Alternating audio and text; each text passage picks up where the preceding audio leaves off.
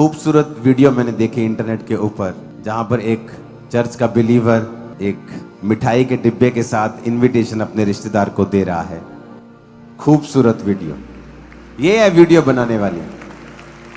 विरोधियों को शर्मिंदा करने के लिए गाने लगा लगा के वो वीडियो बनाने वाली नहीं है, क्योंकि हमारा विरोधी कोई इंसान नहीं है। ये है वीडियोस बनाने वाली। वचन शेयर करो, गवाहियां शेयर करो, बोलो जितना बोल सकते हो परमेश्वर के लिए। बहुत से पंजाब के ऑलमोस्ट हर गांव से हर पिंड तो लोग वो तैयारी कर रहे हैं शोभा यात्रा में आने के लिए। तो अपने हाथों को उठाओ और खुदा से कहो, परमेश्वर तेरी महिमा होने पाए, शैतान शर्मिंदा हो। प्रभु यीशु मसीह के सामर्थी नाम में हम मांगते हैं। अपने हाथों को उठाकर कहो कि परमेश्वर मैं इस्तेमाल होने पाऊं, तुम मुझे इस्तेमाल कर और मेरे परिवार को इस्तेमाल कर। आमीन, आमीन।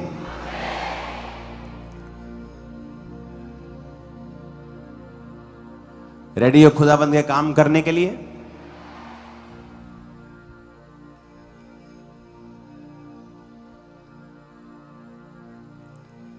अपने पड़ोसी को बोलो, परमेश्वर के वर्ड में पावर है। हालेलुया। फिर से कहो अपने पड़ोसी को, परमेश्वर के वचन में सामर्थ है।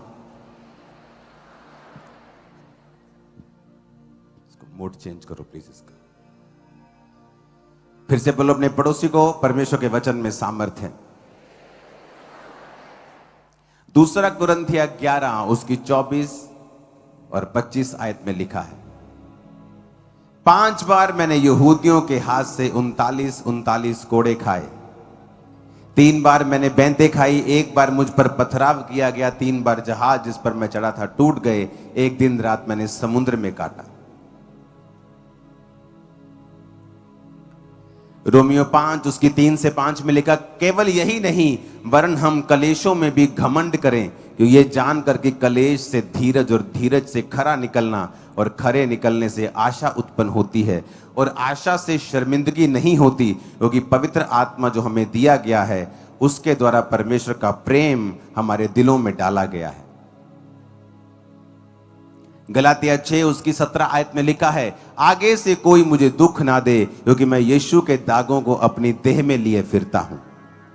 दूसरा कुरिन्थिया 4 उसकी 17 आयत में लिखा है,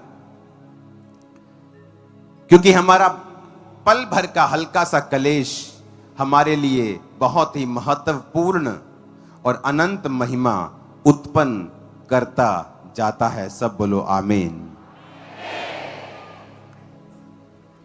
ये परमेश्वर का दास जो पौलुस है वो कह रहा है, वो अपनी सफरिंग्स के बारे में बता रहा है कि किस तरह से उसको परमेश्वर के नाम के कारण जो सफरिंग्स थी, जो कोड़े उसने खाए, जो लोगों ने उसे पथराव किया, उसने कहा वो सफरिंग्स नहीं है बल्कि वो परमेश्वर में एक मेडल है।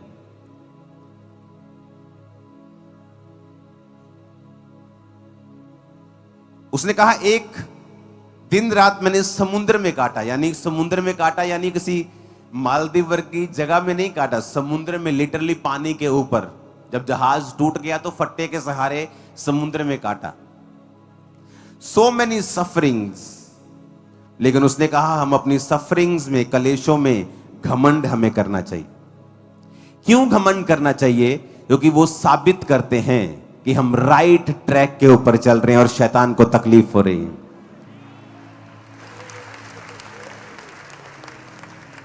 इसलिए वो लोगों का इस्तेमाल करता है। और आपको यह मालूम होना चाहिए कलीसिया को कि लोग आपके दुश्मन नहीं है, जो आपके खिलाफ है वो आपका दुश्मन नहीं है।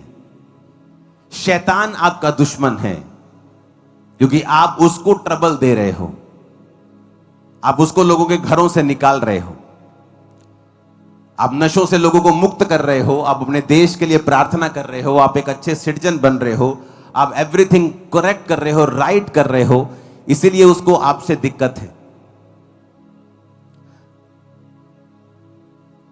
उसने क्यों कहा कि मैं यीशु के दागों को अपनी देह में लिए फिरता हूं?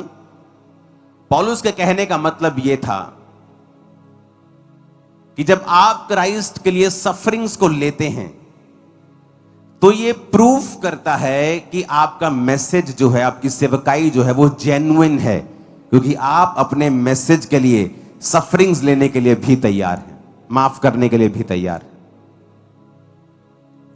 यह साबित करता है कि आप राइट ट्रैक के ऊपर हैं। अदरवाइज आप भी बहुत कुछ करने की ताकत रखते हैं और आप कर सकते हैं, दिनों में, सेकंडों में, घंटों में कर सकते हैं, पूरी गेम बदल सकते हैं, लेकिन फिर हम क्राइस्ट की आत्मा के अंडर नहीं रहेंगे,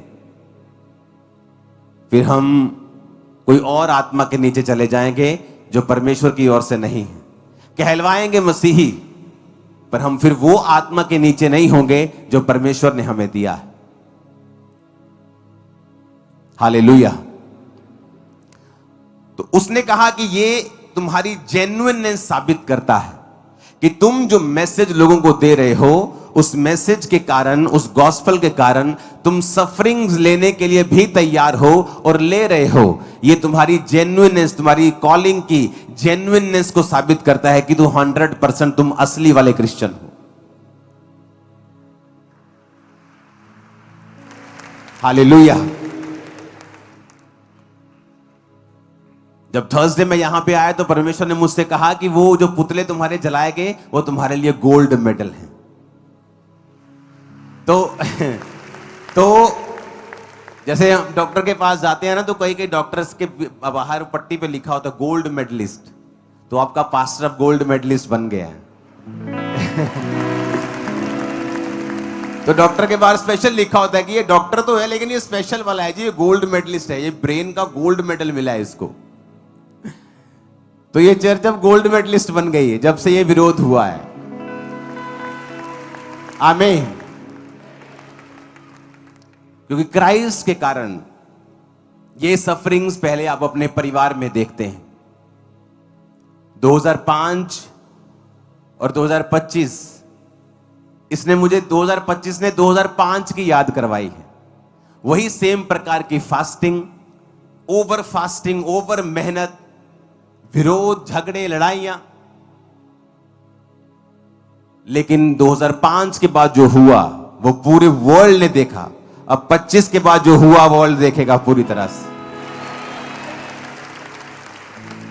इमेजिन करो आप घर में जाएं और आपकी फैमिली में कोई व्यक्ति आपसे बात ना करे, हर व्यक्ति आपको ब्लैक शीप की तरह, काली भेड़ की तरह देखे, जो परिवार में जिसने नया कुछ शुरू कर दिया, जो अपना बिजनेस नहीं संभाल रहा पूरी तरह से, जो अपने परिवार की एक्सपेक्टेशन को पूरा नहीं कर पा रहा है, जो अलग रास्ते चल पड़ा है,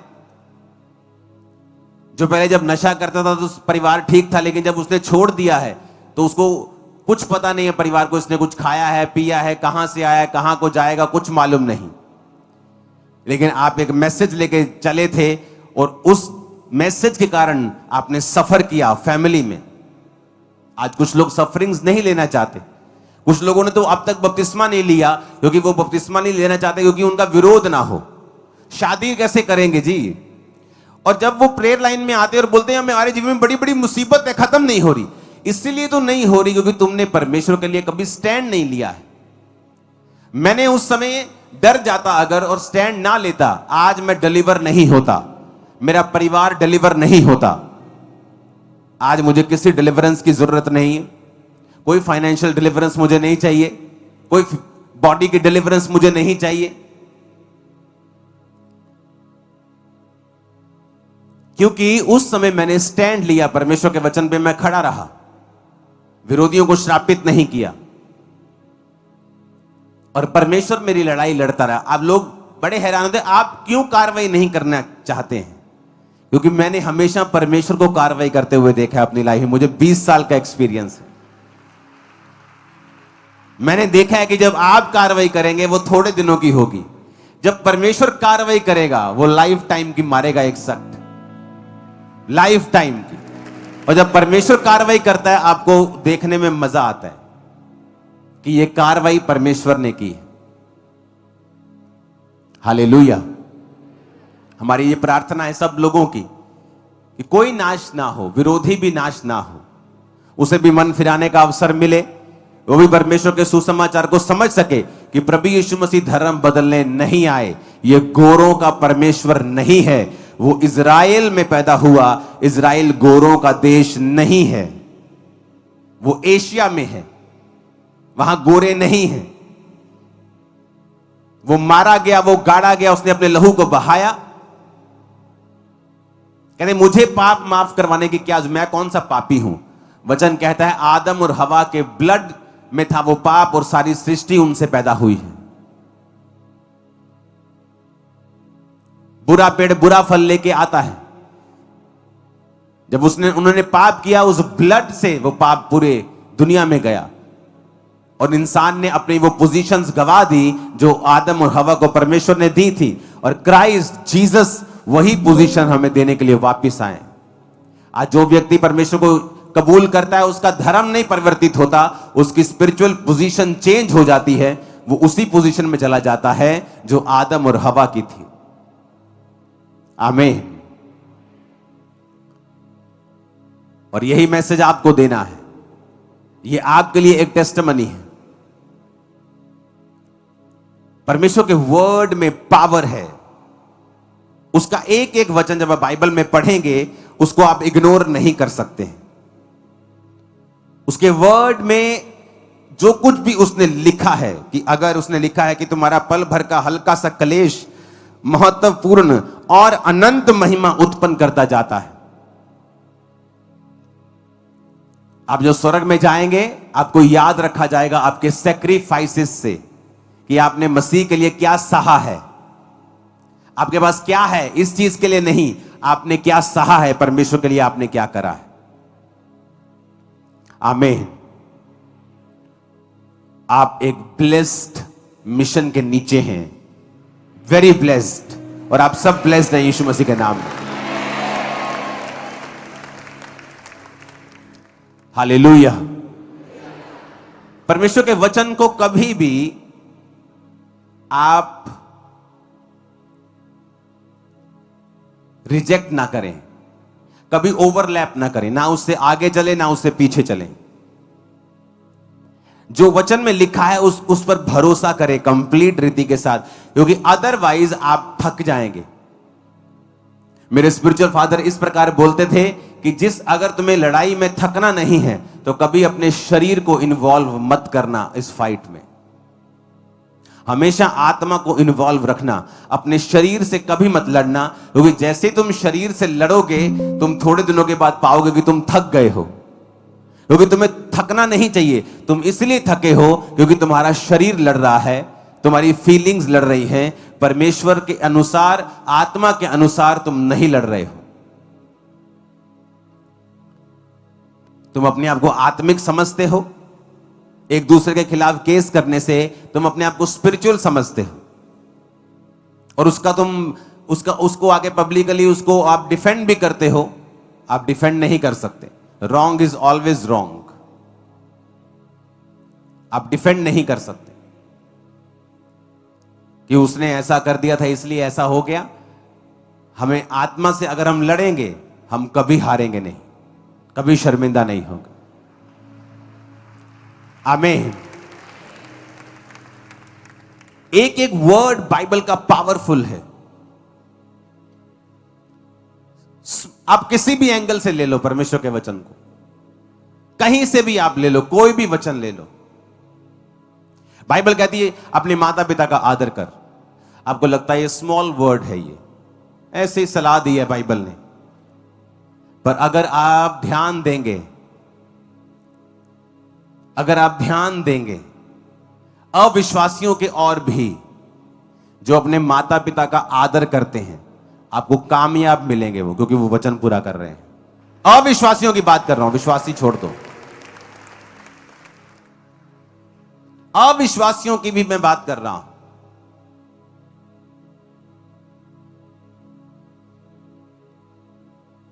हम बचते हैं इन चीजों से कि हमें अपने माता पिता को डांटना ना पड़े, चाहे हम इस चर्च में पास्टर हैं।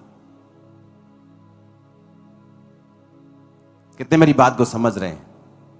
क्योंकि आपको पावर्स नहीं पता जो बाइबल के वचनों के पीछे मौजूद होती।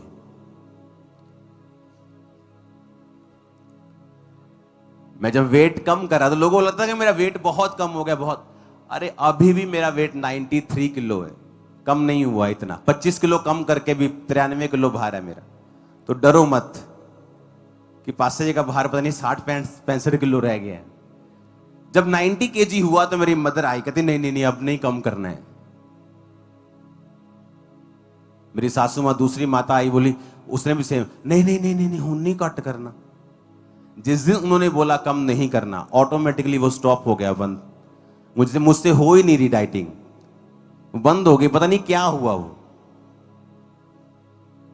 तो मैं फिर से उनके पास जाके विनती करने वाला हूं कि कुछ किलो और कम करने दो।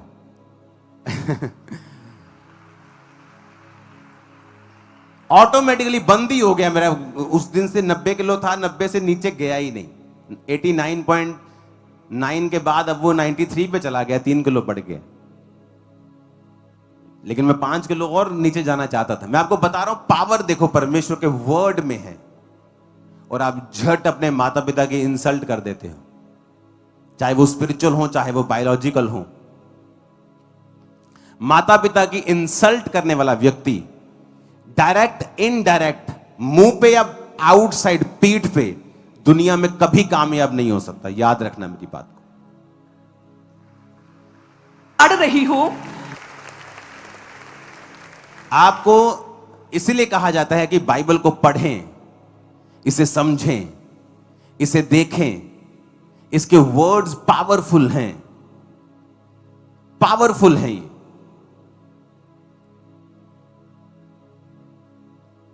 बहुत से लोग प्रार्थना नहीं करते। वचन कहता है कि जब याकूब की जो बेटी थी, उसके साथ जब अन्य जाति के लड़के ने शादी करना चाहा और उसको अपने घर में ले गया, क्योंकि उस जगह का वो उस नगर का प्रधान था, उस नगर का आप लगा लो कि हेड था, वो राजा था वो एक तरह का। और जबरदस्ती उस लड़की के साथ वो करता है और उसको ले जाता है। और वचन कहता है कि याकूब के बेटे आकर उन सब नगर के लोगों को मारते हैं, उनको छल के साथ। जब वो उन्होंने खतना करने की बात की और जब वो हील हो रहे थे तो सब मार देते हैं। और याकूब कहता है कि तुमने सब अन्य जातियों के दिल में मेरे लिए एक हेट पैदा की है, मुझे यहां से जाना पड़ेगा। तो वचन क्या कहता है कि याकूब ने क्या किया, वो जब वहां से निकला उसने एक वेदी बनाई और परमेश्वर से प्रार्थना की। वचन कहता है जैसे ही उसने प्रार्थना की और वेदी को बनाया। वेदी का बनाने का मतलब है कि आप एक स्पिरिचुअल पोजीशन सेट करते हैं। आप मान लीजिए अपने काम में हैं, अपनी सेवकाई में हैं, अपने बिजनेस में हैं, अपनी फील्ड में हैं, और सडनली आपको मालूम होता है कि थिंग्स सही नहीं चल रही हैं। शैतान आप पे अटैक कर रहा है, आपके फाइनेंस को खत्म कर रहा है, आपकी सेहत पे अटैक कर रहा है। तो वचन कहता है कि वेदी को बनाओ। वेदी क्या है? प्रार्थना का एक समय, एक स्पिरिचुअल ऑल्टर बनाना, कि अब मैं रात को 12 से 2 प्रार्थना करूंगा रोज, एवरीडे। प्रार्थना करने से 2-3 घंटे पहले हमें फोन छोड़ देना चाहिए। एकदम फोन छोड़ के अगर आप प्रार्थना करना शुरू करेंगे, आपको कितने मिनट लगेंगे, कितने समय लगेगा आपको दोबारा उस स्पिरिट में आने के लिए। ये परमेश्वर ने मुझे सिखाया है आजकल के दिनों में। जब आप प्रार्थना करते हैं तो सडनली आप एक वेदी बिल्ड करते हैं। तो वचन कहता है जैसे ही उसने वेदी को बिल्ड किया, परमेश्वर ने उन लोगों के दिल में जिनको याकूब मार के आया था और उनके आसपास की अन्य जातियां जो इकट्ठी हो रही थी, उनके दिल में याकूब के लिए डर पैदा कर दिया। याकूब कौन सा परमाणु शक्ति था कि उसके लिए डर पैदा हो जाए? बट वचन कहता है कि उनके दिलों में डर पैदा हो गया। रीजन, वेदी को बनाना, प्रार्थना करना। हमने कभी आत्मिक रीति से हैंडल करने का सोचा ही नहीं है कि आपके हस्बैंड जो है डेली पी के आ रहे हैं। आपने कभी सोचा ही नहीं कि शैतान आप पे अटैक कर रहा है। क्यों नहीं मैं एक वेदी बनाऊं, एक प्रार्थना का स्थान रखूं, जहां मैं रोज परमेश्वर के सामने जाऊं और रोज परमेश्वर की दुहाई दूं। बहुत से लोगों को वचन नहीं पता है। जब वचन नहीं पता होता, आप शरीर से लड़ते हैं, आप फाइट करते हैं, आप थक जाते हैं, आप फ्रस्ट्रेट हो जाते हैं। आपको वचन में लिखा है वाउज की एक पावर है, वाउज यानी कि मन्नत की एक पावर है। आपके जीवन में आप क्रिश्चियन हैं, एवरीथिंग इज राइट, आप पवित्रताई में हैं, सडनली तब भी आप किसी मुसीबत में फंसते हैं, परमेश्वर चाहता है आप नेक्स्ट लेवल पे जाएं। तब आप क्या करते हैं? आप बैठते हैं और सोचते हैं, और आप सोचते हैं क्या क्या मेरे जीवन में अभी भी मुझे बिल्कुल करेक्ट 100% करना है। तब आप 100% करेक्ट करने के लिए आप प्रभु से मन्नत मांगते कि प्रभु मैं ये चीज सही करता हूं, मैं ये चीज सही करती हूं, मैं ये उस विरोधी को माफ करता हूं, मैं उस पास्टर को माफ करता हूं, मैं उस फलाने को माफ करता हूं। आप मन्नत मांगते कि परमेश्वर मेरा कार्य कर, मैं ये बीज तेरे भवन में बोऊंगा, ये भी एक मन्नत है। परमेश्वर मेरा कार्य कर, मैं इतने घंटे तेरी प्रेजेंस में रहा करूंगा। परमेश्वर मेरा ये कार्य कर, मैं ये काम करूंगा, मैं इतनी चर्चेस को बिल्ड करूंगा। मैं परमेश्वर मेरा ये कार्य कर, मैं इतनी विडोज की हेल्प करूं। ये मन्नतों के बीज होते हैं, ये मन्नतों की प्रार्थनाएं होती हैं। और जब आपकी प्रार्थनाओं के साथ मन्नतें परमेश्वर के सामने जाने लगती हैं, आप देखना इसकी इतनी पावर है, परमेश्वर फटाफट रिस्पॉन्ड देगा आपको, फटाफट, वेरी क्विक। आप देखेंगे कि थिंग्स जो हैं, वो अटैक जो है वो थम गया है, अब वो थम गया है और अब वो पीछे की ओर लिटिल बाय लिटिल जाने लगा है। मन्नतों में इतनी पावर है, प्रार्थनाओं में इतनी पावर है। लेकिन हम आत्मिक रीति से इतने बुद्धू होते हैं कि समझ ही नहीं पाते कि आपकी लाइफ में जो हो रहा है वो क्यों हो रहा है। समझ ही नहीं पाते कि कोई परमेश्वर चाहता है कि आप और रिफाइन हो, और अधिक चमके आपकी लाइफ से, वो और अधिक आप पवित्रताई में, और अधिक आप सामर्थ्य में बढ़ें। तो परमेश्वर कई बारी मुसीबतों को इस्तेमाल करता है। जब मन्नतें आपको देनी आ जाएंगी, या आप मन्नतें मांगेंगे और देते रहेंगे परमेश्वर को, मन्नतों के भार और उतारते रहेंगे, आप देखेंगे कि आपको मांगना आ गया है, आपको लेना आ गया है। क्रिश्चियन लाइफ एक सुपरनैचुरल मिरेकल लाइफ बन जाएगी आप लोगों के लिए। एवरी डे, एवरी डे, हर रोज, एवरी डे आप मिरेकल्स करेंगे अपनी लाइफ में। कितने मेरी बात को समझ रहे हैं? बाइबल के वर्ड्स, उसके वर्ड्स पावरफुल हैं।